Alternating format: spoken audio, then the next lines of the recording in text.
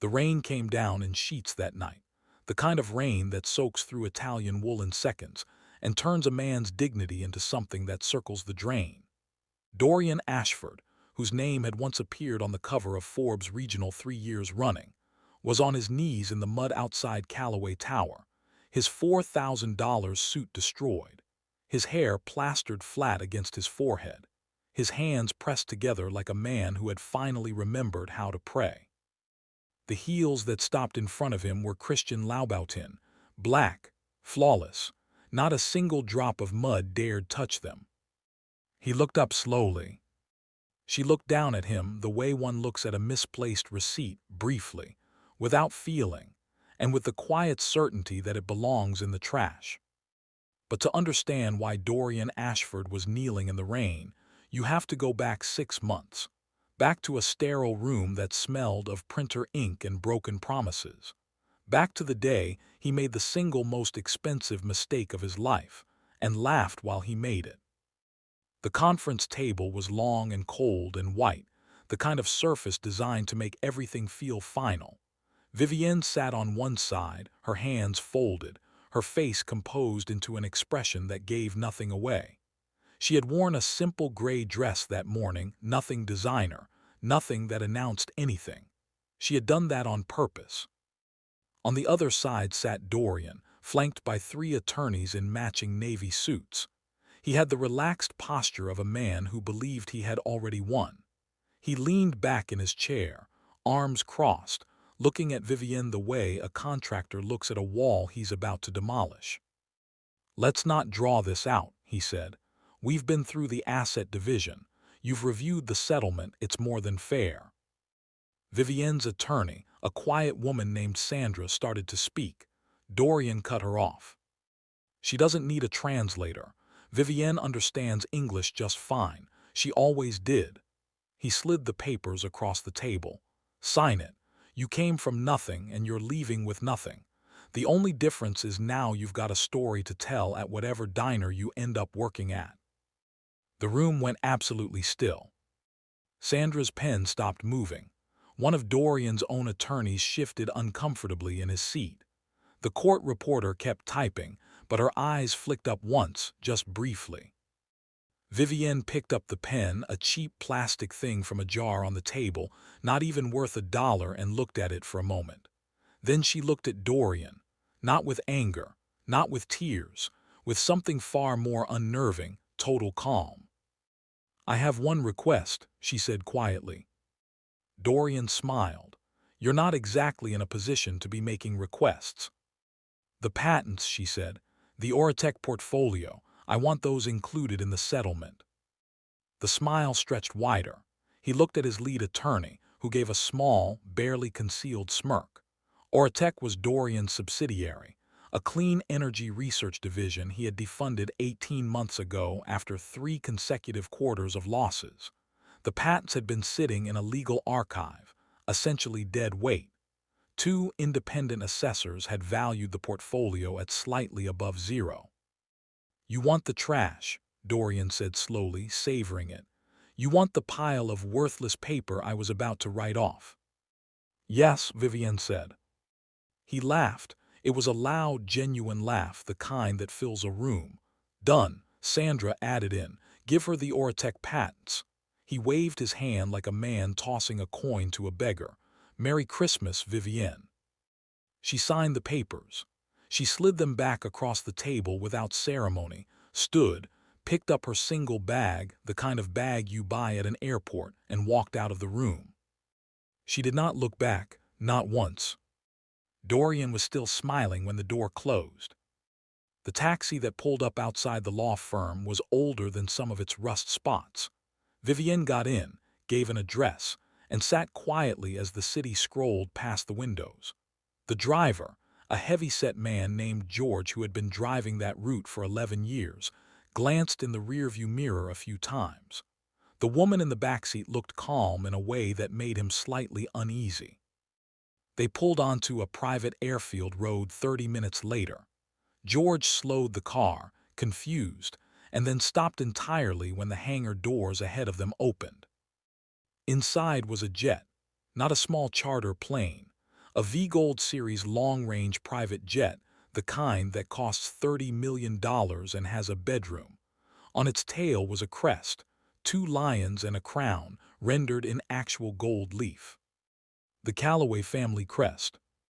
George watched in complete silence as a man in a black suit jogged down the jet stairs and opened the taxi door.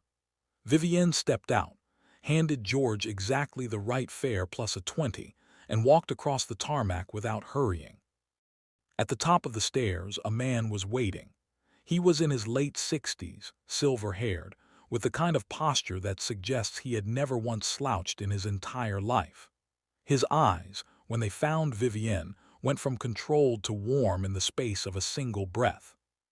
"Welcome home, princess," said Edmund Calloway. He opened his arms, ready to work. Vivienne stepped into the hug, closed her eyes for exactly 2 seconds, and then stepped back. "Already started," she said. Behind them, on the tarmac, George the taxi driver sat in his car for a long moment. Then he picked up his phone and called his wife. "You are not going to believe what I just saw," he said.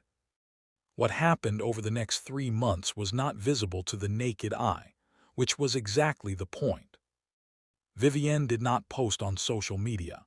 She did not give interviews. She did not surface at galas or charity events or the kinds of restaurant openings where people go specifically to be photographed. She went completely dark, which meant that in Dorian's world, a world sustained almost entirely by the appearance of things, she simply ceased to exist. While Dorian was telling people at cocktail parties that his ex-wife was finding herself, Vivienne was in a lab in Zurich with 4 of the world's leading clean energy engineers, looking at the Oratech patent portfolio spread across a 40-foot screen. "He had no idea what he had," said Dr. Billionaire, the lead scientist, shaking her head slowly. "This compression algorithm alone, this is the missing piece that 3 different government contracts have been waiting on for 2 years." "How long to get it market-ready?" Vivienne asked. "With full Calloway resources, 6 weeks for a functional prototype, 12 weeks for a regulatory submission." Vivienne nodded once. "Start the clock." The Calloway legal team quietly restructured the patents under a new holding company. Not Calloway Group, something smaller, something that didn't have a famous name, something called Apex. If you searched for it, you would find nothing. A shell, a ghost. A name on a document, in a filing cabinet in Luxembourg. The noose was being tied. Dorian just didn't feel it yet. Meanwhile, Dorian was having what he privately described as a rough patch. The Legacy Project, his most ambitious development deal, a mixed-use tower in the financial district that was supposed to be his defining achievement, required a $340 million construction loan. He had 3 banks lined up. The terms were good. He had shaken hands. He had told his board it was done. Then on a Tuesday morning, the lead bank called. "We're withdrawing from the facility," said the voice on the other end. Flat, professional, apologetic in the bureaucratic sense. "Our internal risk assessment has flagged concerns with the project's underlying debt structure." Dorian sat very still. "What concerns? We've been through due diligence twice." "A significant portion of your existing debt has been acquired by a third party overnight. It changes your risk profile." "I'm sorry, Dorian. The decision is final." He put the phone down. He picked it up again and called his CFO. "Who bought our debt?" Dorian asked. A pause. "We're still trying to identify the buyer. It's structured through a Luxembourg entity called Apex Fund Holdings." Dorian had never heard of Apex Fund Holdings. Neither had anyone on his team. Neither had his attorneys, his financial advisors, or the 3 people he called at 2 in the morning who knew everything about everyone in the financial world. Apex was invisible. "Find them," Dorian said. "Find whoever is running this and get me a meeting." But Apex did not take meetings. Apex did not have a public face.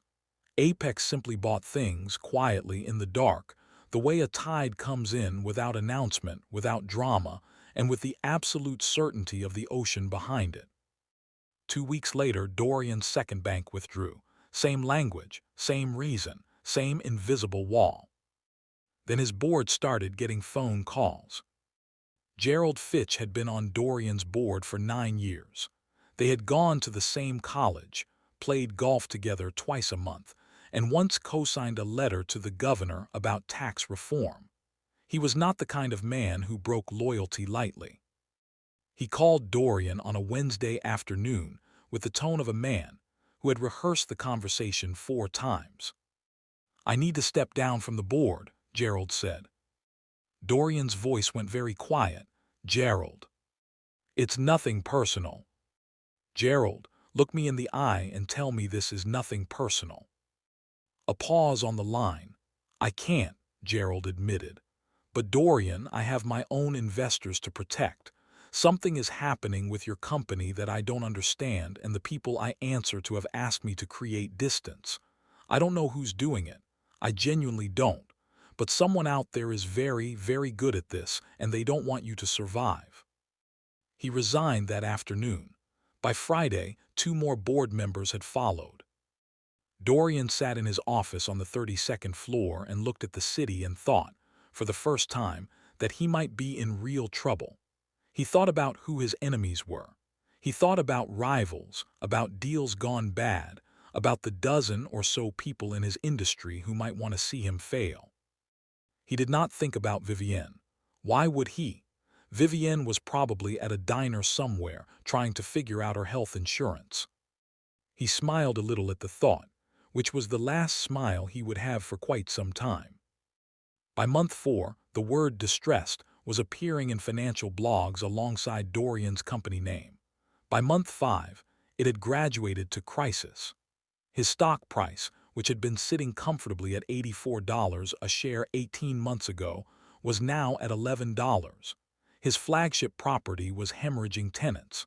3 of his most senior executives had left for competitors with no explanation. He was fighting something he could not see, could not name, and could not touch. Every strategy was blocked. Every lifeline was severed before he could reach it. He told his one remaining close friend, like he was being hunted by something that knew his next move before he made it. "Someone knows your playbook," his friend said. "Everyone knows my playbook. I've been public for 12 years. "No," his friend said carefully. "I mean someone knows you personally, someone who was inside." Dorian went very still. He thought about that for a long time. But he still didn't get there. He thought about former partners, former executives, former mentors. The mind, when it has decided someone is beneath it, rarely reverses the decision. Vivienne lived in a category in Dorian's brain labeled irrelevant, and irrelevant things do not become threats. He was still thinking about enemies as equals. The merger meeting was set for a Thursday morning. Dorian arrived at Calloway Tower with a leather portfolio and a speech he had rehearsed until the words had lost their meaning. He had dressed carefully, his best remaining suit, his most authoritative tie, the cufflinks his father had given him. He was trying to look like a man with leverage, which is exactly what a man without leverage does. The lobby of Calloway Tower was the kind of lobby that tells you immediately where you stand. 40 feet of Italian marble. 2 receptionists who looked at you with the precise level of warmth that communicated, "We know who you are and we know what you're worth." A waterfall feature that cost more than most people's houses. Dorian gave his name. He was told the CEO would see him shortly. He sat in the waiting area and went over his pitch. The Calloway Group was acquiring struggling companies and turning them around. Everyone knew that. This was his play. He would position the merger as a strategic opportunity, not a rescue. He would walk in there, shake Edmund Calloway's hand, and walk out with enough runway to survive. The receptionist looked up. "Mr. Ashford, the CEO will see you now." He stood, adjusted his jacket, and followed the assistant to the private elevator. On the ride up to the 48th floor, he checked his reflection in the polished doors and told himself he still looked like a man who had won before and would win again. The elevator opened onto a corridor lined with understated art, pieces that didn't announce their value, which was exactly how old money worked. The assistant opened the office door. The chair behind the desk was facing the window, floor-to-ceiling glass, the entire city spread out below like a map. "Mr. Ashford," the assistant said softly, and then withdrew and closed the door. The chair turned around.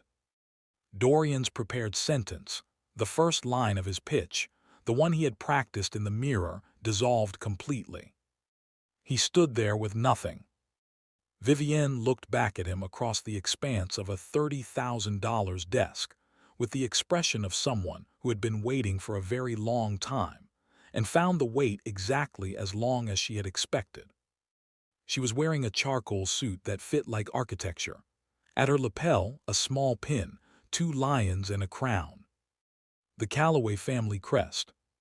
The silence lasted 5 full seconds. It felt like 5 years. "Hello, Dorian," she said. His mouth moved. Nothing came out. "Sit down," she said, the way a judge says it, the way it is not a suggestion. He sat. "You told me I was leaving with nothing." Her voice was even, precise, without heat. "You said it in front of 3 attorneys and a court reporter. I remember the exact way you laughed." She let that sit in the air for a moment. "But you forgot something. Before I was your wife, I was a Calloway. I didn't need your money. I didn't need your properties or your company or your name. I just needed you to get out of my way." Dorian found his voice. It came out smaller than he intended. "Vivienne, the patents, you knew what they were worth." "I knew what they could be worth," she said. "With the right resources. Resources you spent 4 years making sure I didn't have access to. You engineered this." He said it slowly, the full picture assembling itself in his mind like a crime scene reconstruction, the banks, the board resignations, the debt apex. "You, all of it. Every move you made to save yourself," she said, "I had already accounted for. Because I was married to you for 4 years, Dorian. I watched how you think. I know exactly what you do when you're desperate, and I built a wall at every exit before you reached it." His hands on the arms of the chair were very still. His face had gone through several colors and had settled on something pale and hollow. "The merger documents you signed today," Vivienne continued, "transfer your remaining shares to Apex Holdings, which, as of this morning, is a wholly owned subsidiary of Calloway Group." She paused. "You came here looking for a lifeline. You signed the anchor." The room was very quiet. Outside the floor-to-ceiling windows, the city moved in its ordinary way, indifferent and enormous. Dorian stood up from the chair. Then his knees went somewhere they had not been in 30 years. He came down onto them slowly, one at a time, there on the imported carpet of the 48th floor, and he looked up at Vivienne with something in his face that was too raw to be called pride and too desperate to be called anything dignified. "Vivienne," he said, and his voice broke on the second syllable. "We have history, 4 years.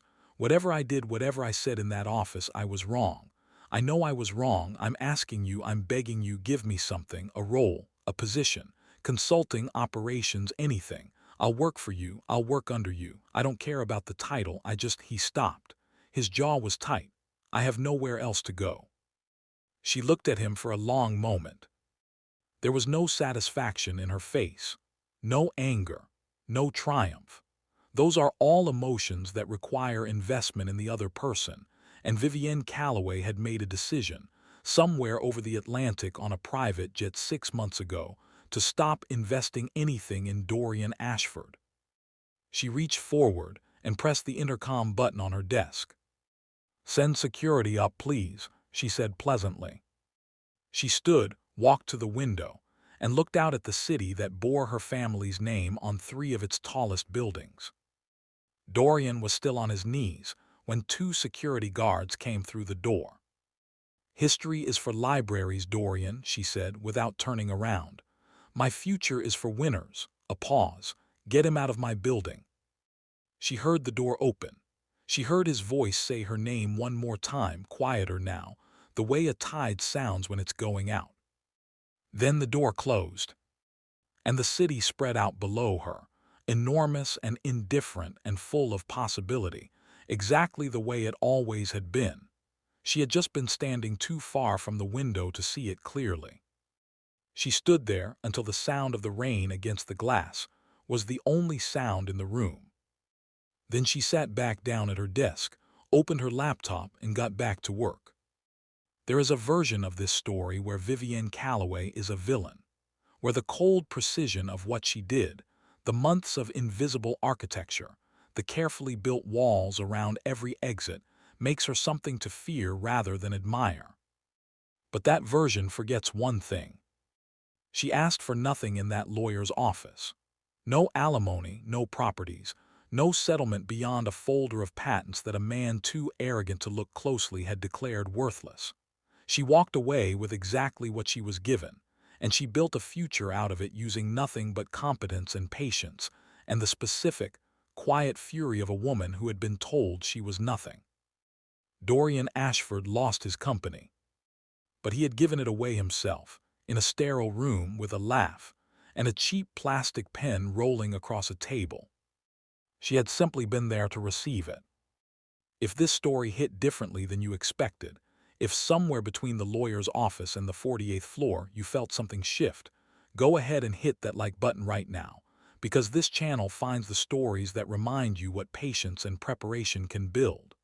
Subscribe if you haven't already, because the next story coming to this channel makes this one look like a warm-up. And drop in the comments, whose side were you on when Vivienne asked for those patents? Because that moment, that single quiet request, was where the whole game was won, and not everyone sees it the first time. Let us know if you did.